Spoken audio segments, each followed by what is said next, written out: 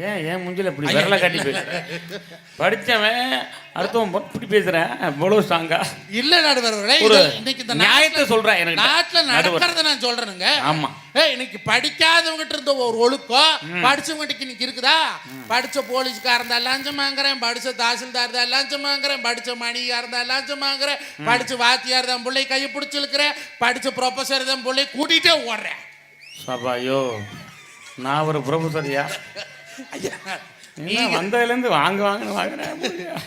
நடுவரவர்கள் நீ காலத்தில் நடக்கிறது நான் சொல்றேன். சொந்த பந்தம்ங்கிறீங்களே, சொந்த பந்தம் எது வரைக்கும் தெரியுமா? எது வரைக்கும்? காசு வேணும் உள்ள வரைக்கும் தான் சொந்த பந்தம். கழுத்து நம்ப நகை போட்டு கை நம்ப மோதிரம் போட்டு ஒரு கல்யாண தூட்டுக்கோ ஒரு கடிச்ச தூட்டுக்கோ ஒரு திரட்டு வீட்டுக்கோ போய் பாருங்க, வாங்க மச்சேன் ஒண்ணுமில்லாத போனவன் என்ன சொல்லுவாங்க தெரியுமா? வந்துட்டான் பாரு, வெறும்பை சோத்துக்கு வந்துட்டான்னு சொல்லுவாங்க. நடுவர் அவர்களே, இந்த காலம் இப்படி இருக்குது, ஒண்ணும் இல்லைங்க.